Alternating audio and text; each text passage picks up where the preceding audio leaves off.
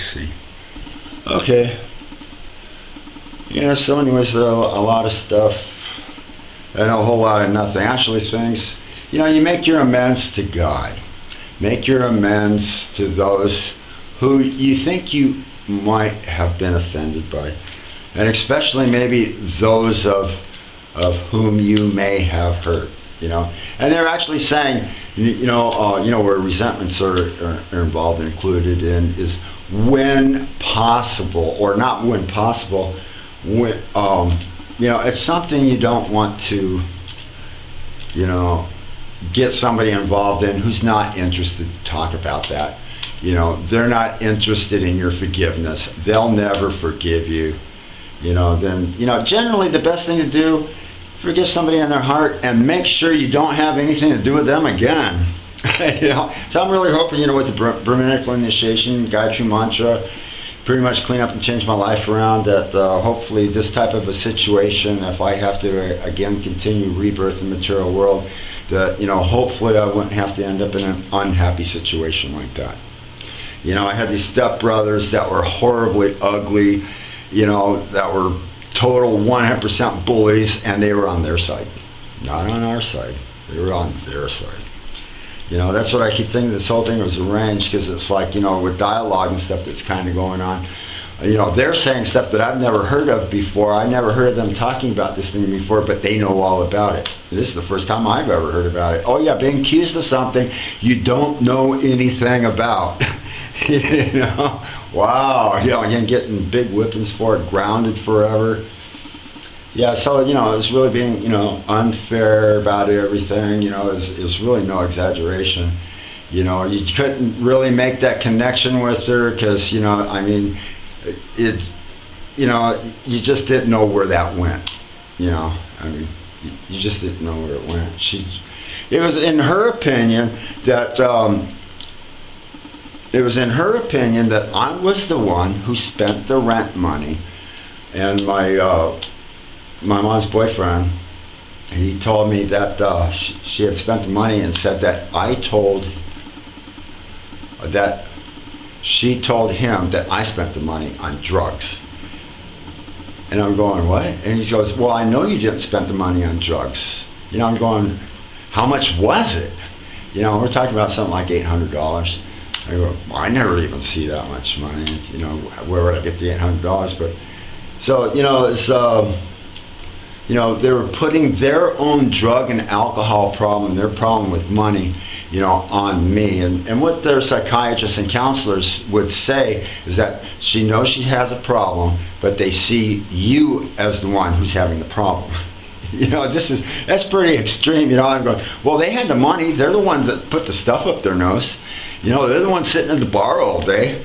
How can you say I'm the one? I'm at work, I'm at school, I get up at 4:30 in the morning, I come back home, I'm in bed like around 11, 12 o'clock. I back up again at 4:30 in the morning, I'm at work again, I'm never home. So I don't know what they're talking about. But that was cool. I bought my own clothes.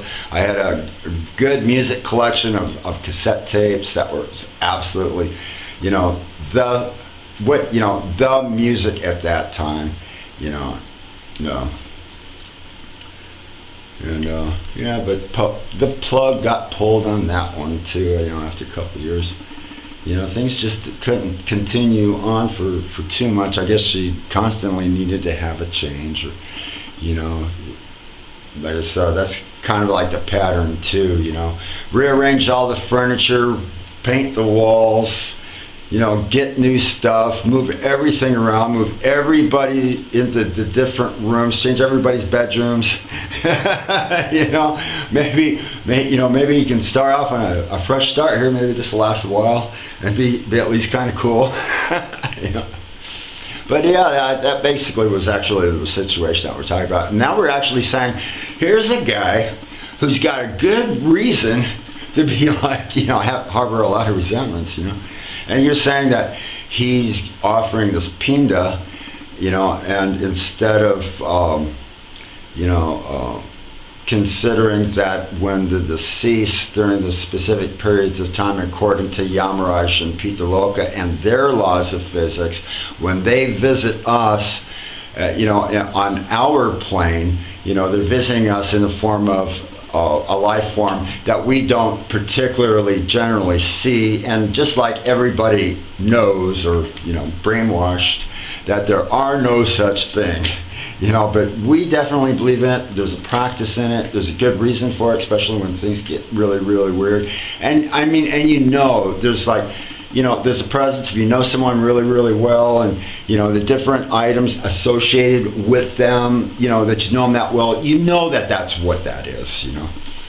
And of course, this place also is like hot and cold running ghosts. Anyway, it's just like a super highway, and we're working on helping people at the end of life care to transition into death, and so there's a lot of good information there for me and my situation, and for our group that we're in, that we're channeling this type of information.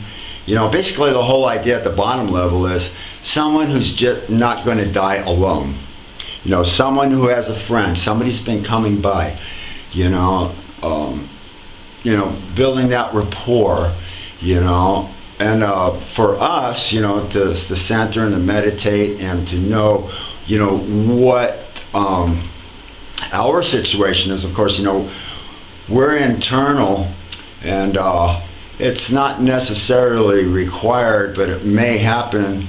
I'm quite sure it probably has been some incredible experiences for someone who's actually had that direct experience to actually really,